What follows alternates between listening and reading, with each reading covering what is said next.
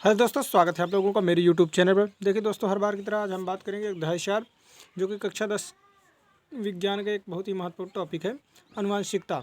इस चैप्टर के जितने भी मोस्ट इंपॉर्टेंट क्वेश्चन हैं, इन सभी के हम मोस्ट इंपॉर्टेंट क्वेश्चनों की बात करेंगे, जो कि 2024 बोर्ड एग्जाम के लिए बहुत ही इंपॉर्टेंट है। तो पाठ के सभी महत्वपूर्ण प्रश्नोत्तर जो 2024 बोर्ड एग्जाम के लिए हैं, उन सभी को देखेंगे। अगर इस प्रकार के सारे चैप्टर्स के आप मोस्ट इंपॉर्टेंट क्वेश्चन को देखते हैं तो 70 पे 70 नंबर आपके पक्के हो जाएंगे साइंस के, जो कक्षा 10 के हैं। तो अध्याय 4 जो हमारा क्या है, आनुवंशिकता, जिसमें 100% आने की संभावनाएं, वेरी इंपॉर्टेंट क्वेश्चन आंसर इसमें देखेंगे हम। तो पाठ के सभी महत्वपूर्ण प्रश्नोत्तर को देखेंगे। अगर आप लोग चैनल में नए हैं तो चैनल को सब्सक्राइब कर लीजिए, बेल आइकन को प्रेस कर लीजिए, ताकि हर वीडियो की नोटिफिकेशन सबसे पहले आप तक पहुँच सके। तो दोस्तों, बिना देरी करते हुए हम अपने महत्वपूर्ण टॉपिक की ओर चलते हैं। तो देखिए, हमारा जो पहला हम बात करेंगे बहुविकल्पी प्रश्नों की, फिर इसके बाद हम बात करेंगे लघुत्तरीय प्रश्नों की, फिर इसके बाद हम दीर्घोत्तरीय प्रश्नों की। तो चलिए हम देखते हैं बिना देरी करते हुए हमारा बहुविकल्पी प्रश्न सबसे पहले क्या है, कि जो बहुविकल्पी हमारा बहुत ही इंपॉर्टेंट प्रश्न है।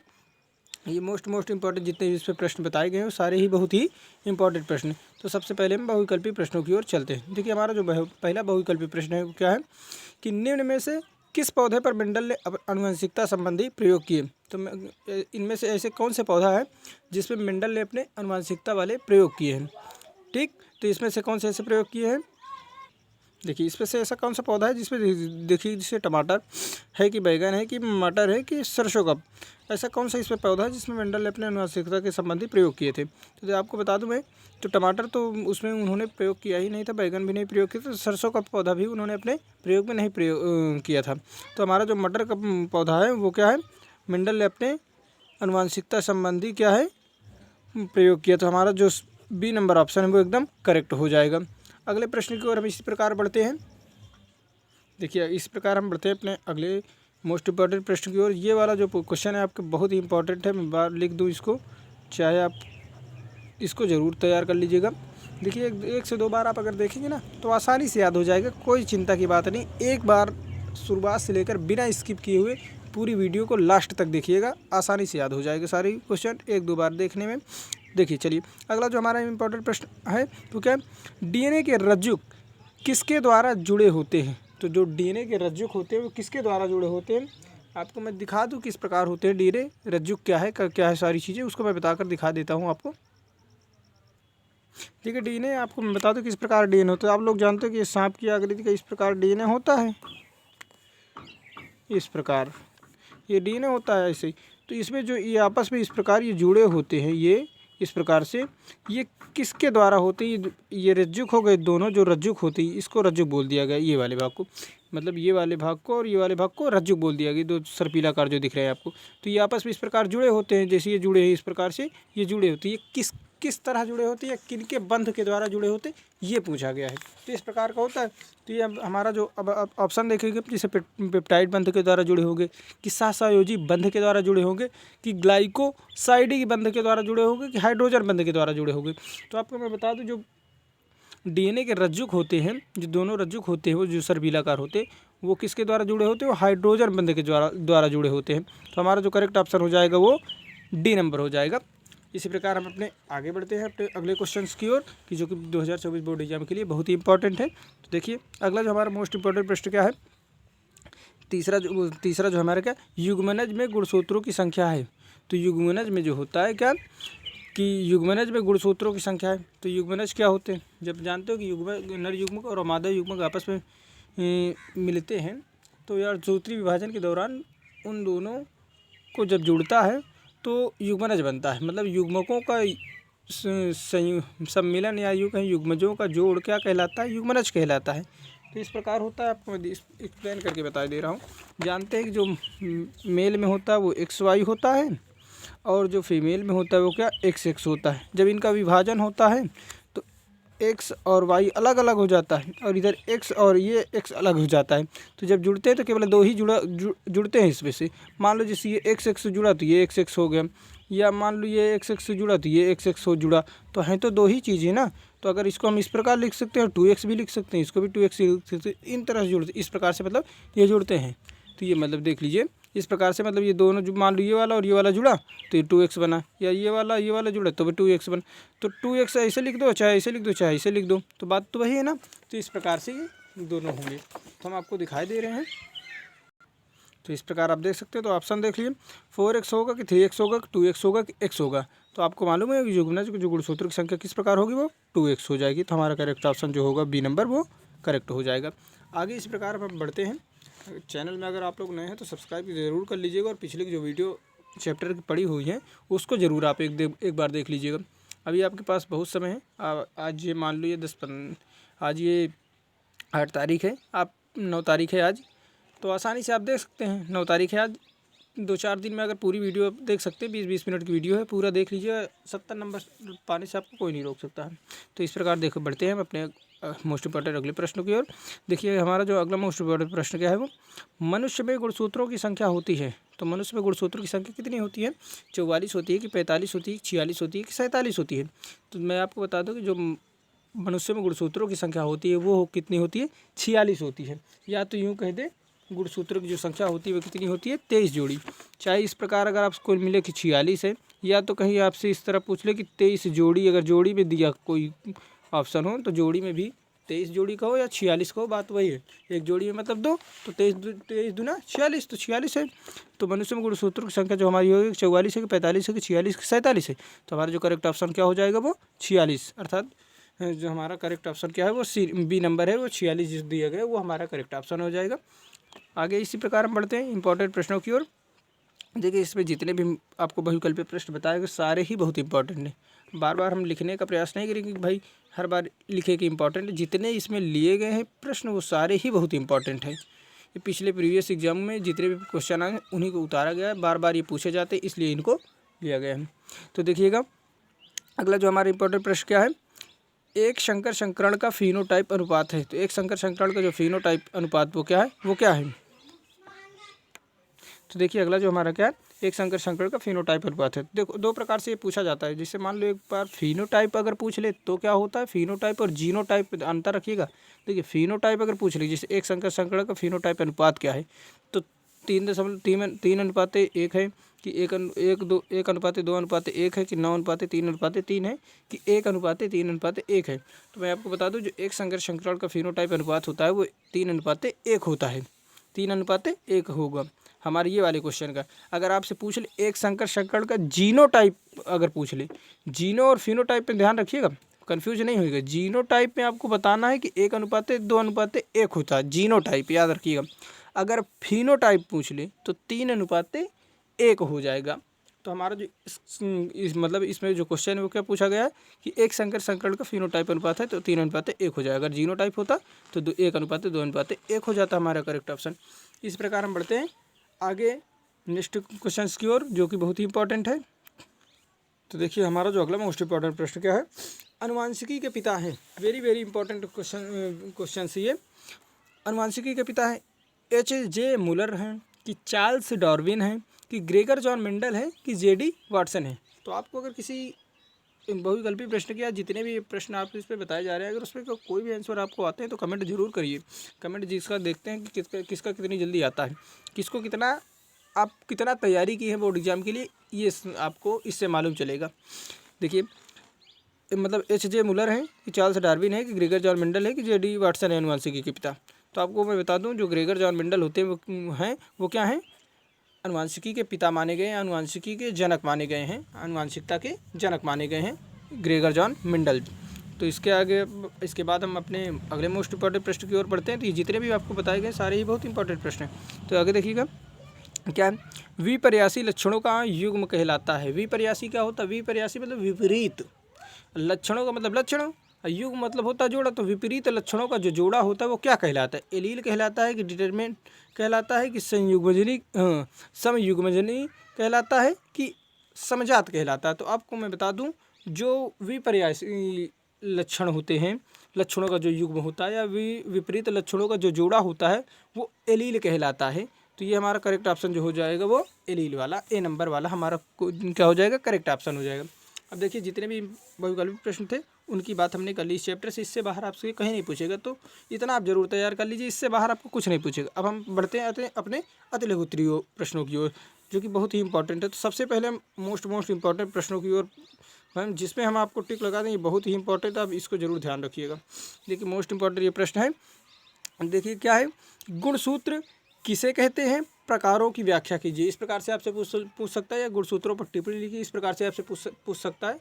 मतलब आपसे अगर गुणसूत्र के बारे में पूछता है तो आपको लिखना यही है, ये ध्यान रखिएगा। इस प्रकार से आपको अगर अति लघु उत्तरीय या लघु उत्तरीय प्रश्नों में इस प्रकार से पूछता है तो आपको इतना लिख देंगे तो पूरे नंबर आप पा जाएंगे। देखिए गुणसूत्र क्या है, तो जीव की कोशिका के केंद्रक में, जो जीव की कोशिका होती है उसके केंद्रक में उपस्थित धागेनुमा संरचना जो आनुवंशिक लक्षणों का वहन करती है, गुणसूत्र कहलाते हैं। तो मतलब कहने का मतलब आपको मैं दिखाई दे रहा हूँ चित्र किस प्रकार से बनता है। मान लो एक कोई कोशिका होती है, ये समझिए, मान लो कोई कोशिका है समझो। अब इसके अंदर ये केंद्रक पाया जाता है, जानते हो।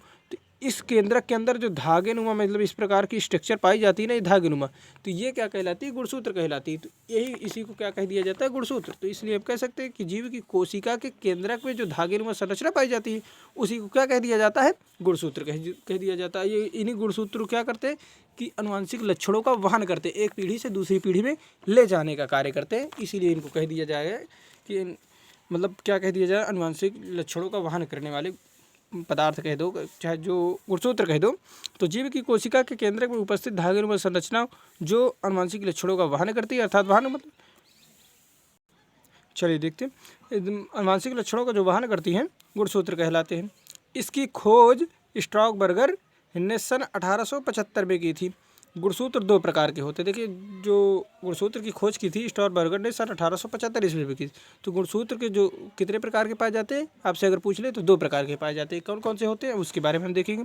तो पहला अगर हम बात करते हैं तो कायिक या अलिंग या स्वजात गुणसूत्र कहते हैं। देखो कायिक गुणसूत्र कहो चाहे अलिंग गुणसूत्र कहो या स्वजात गुणसूत्र कहो, वही बात है। तो इनमें इस प्रकार आप लिख सकते हो।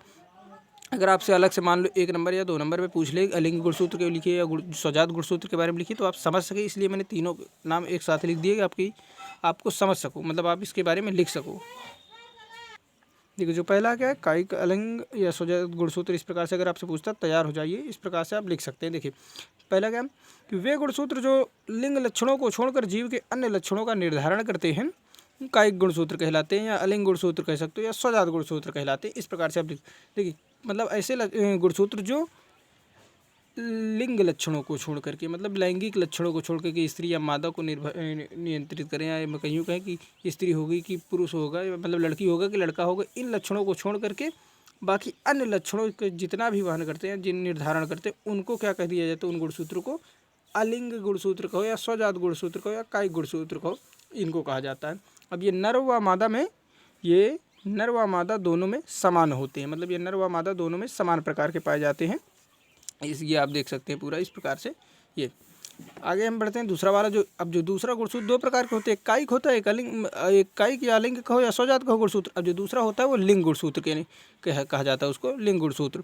तो इसमें देखेंगे हम लिंग निर्धारण करने वाले गुणसूत्र लिंग गुणसूत्र कहलाते हैं। तो मतलब लिंग निर्धारण करने वाले जो गुणसूत्र होते हैं उन्हें क्या कह दिया जाता है, उन गुणसूत्रों को लिंग गुणसूत्र कह दिया जाता है। मतलब उन गुणसूत्र जो लड़की होंगे कि लड़का होंगे निर्भर करते हैं इन गुणसूत्रों पर, उन गुणसूत्रों को क्या कह दिया जाता है, लिंग गुणसूत्र कह दिया जाता है।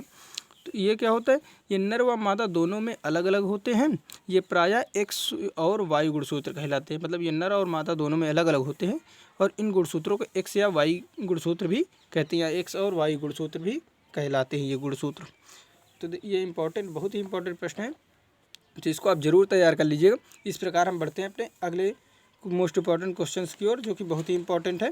तो अब अगला जो हमारा मोस्ट इंपॉर्टेंट प्रश्न क्या है, वो है मनुष्य में लिंग निर्धारण की क्रिया विधि समझाइए। ये वेरी वेरी इंपॉर्टेंट है, वेरी वेरी इंपॉर्टेंट है। ये मनुष्य में लिंग निर्धारण क्रिया विधि समझाइए, ये बहुत ही इंपॉर्टेंट, इसको आप जरूर तैयार कर लीजिएगा। देखिए अब इसको हम किस प्रकार लिखेंगे, कितना बहुत ही आसान तरीके से। देखिए मनुष्य में 46 गुणसूत्र होते हैं। सीधी सी बात, आप जानते हैं कि मनुष्य में 46 गुणसूत्र होते हैं, जिसमें 44 प्लस 22 जिसको 22 जोड़ी कायिक तथा 2 कहो या 1 जोड़ी गुणसूत्र लिंग गुणसूत्र कहलाते हैं। मतलब समझिएगा 46 गुणसूत्र होते हैं, अब उसमें से जो 44 होते हैं, 44 कहो या 22 जोड़ी कहो, बात वही है। तो 44 जो गुणसूत्र होते हैं वो क्या गुणसूत्र होते हैं? कायिक गुणसूत्र होते हैं।